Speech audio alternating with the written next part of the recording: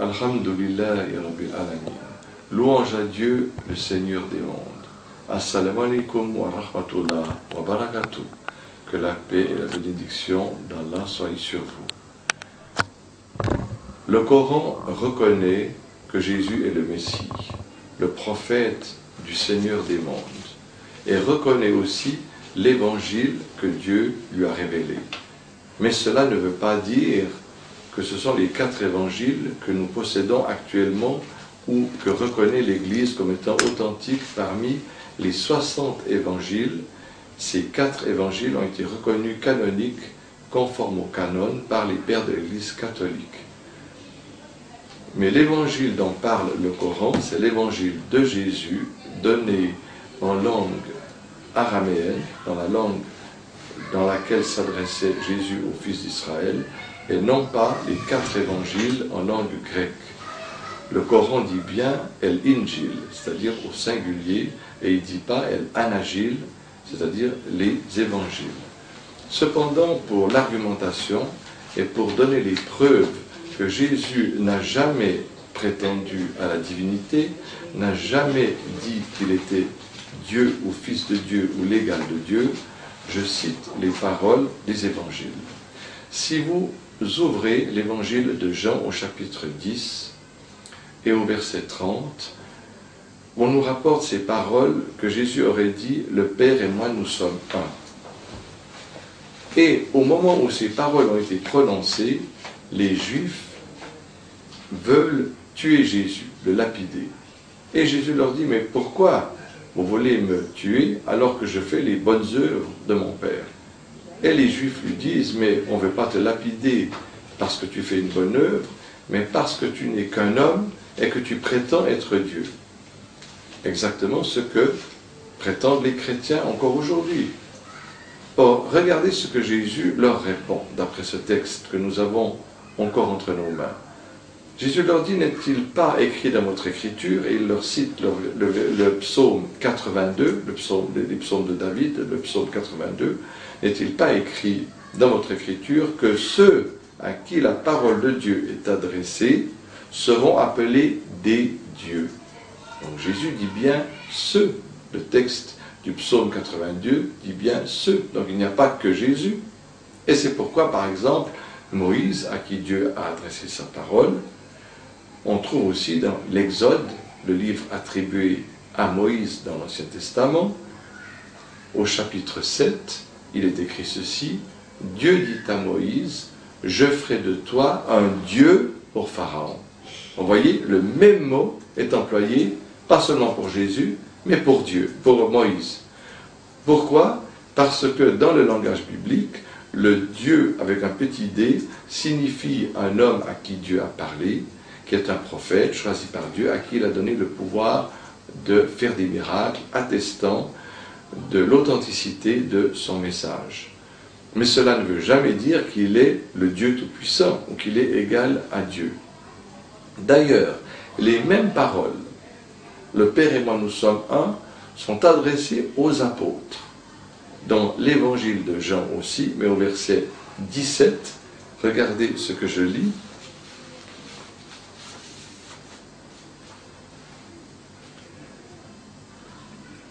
Chapitre 17, versets 21 à 23, « Afin que tous ne soient qu'un, comme toi, ô mon Père, tu es en moi et moi je suis en toi, qu'eux aussi soient en nous, afin que le monde croie que c'est toi qui m'as envoyé. Je leur ai fait part de la gloire que tu m'as donnée, afin qu'ils soient un comme nous sommes un. Je suis en eux et tu es en moi, afin qu'ils soient perfectionnés dans l'unité. » Vous voyez que cela ne signifie pas du tout que les apôtres sont aussi Dieu. Et cela va beaucoup plus loin, parce que même pour les gens de Thessalonique qui ont cru en Jésus, Jésus dit exactement la même chose. Regardez ce qu'il est écrit dans la première épître de Jean.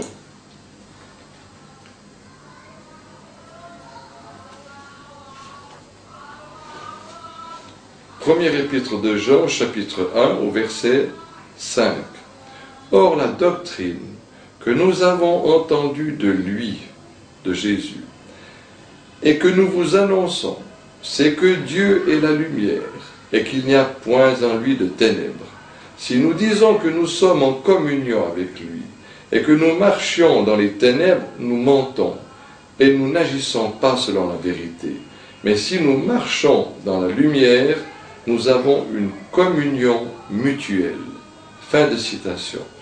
Vous voyez cette soumission à Dieu, voilà ce qu'exprime ce verset.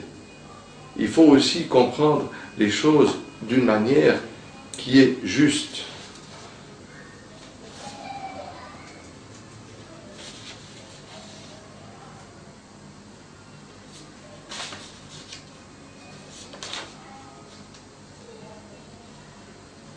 Regardez, aussi dans l'évangile de Luc, au chapitre 22, nous lisons ceci, qu'un seul connaît le Père, c'est-à-dire Dieu, le Fils, c'est-à-dire Jésus.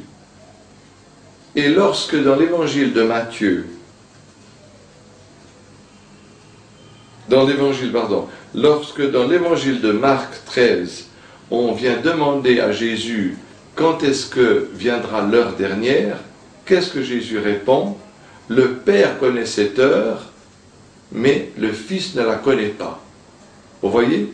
Donc si Jésus était vraiment Dieu selon l'Esprit, comme le disent les chrétiens, il aurait connu ce que Dieu connaît, mais il n'a pas connu tout ce que Dieu connaît, puisqu'il n'a pas connu l'heure dernière.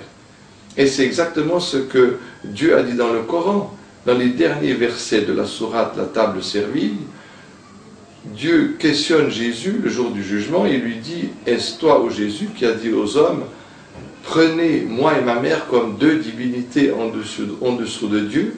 Et Jésus répond, voilà les vraies paroles de Jésus que Dieu nous rapporte dans son livre, et Jésus répond « Il ne m'appartient pas de dire ce que je n'ai pas le droit de dire, je leur ai seulement ordonné une seule parole, adorer Dieu, mon Seigneur est votre Seigneur. Toi, ô Dieu, tu connais ce qui est en moi, mais moi je ne connais pas ce qui est en toi. » Vous voyez? Donc là nous avons les véritables paroles de Jésus, et aussi confirmé dans la Bible que le Fils ne connaît pas tout ce que le Père connaît, mais il n'a connu que ce que Dieu a voulu lui faire connaître. La preuve, il n'a pas connu l'heure. Il y a encore une autre preuve évidente. Alors ça c'est dans l'évangile de Matthieu au chapitre 20.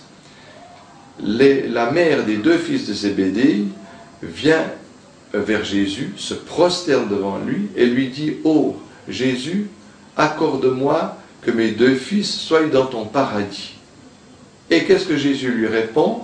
« Il ne m'appartient pas de leur accorder cela, car cela ne sera qu'accordé qu'à ceux que mon Père l'a destiné. » Autre preuve que si Jésus était Dieu, il aurait eu ce pouvoir d'accorder cette chose-là, mais ce pouvoir ne revenait qu'à Dieu.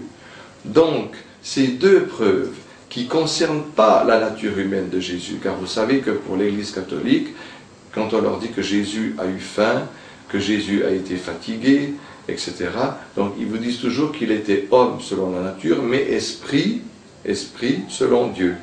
Mais l'esprit connaît toutes choses, n'est-ce pas? L'esprit, ce n'est pas le corps.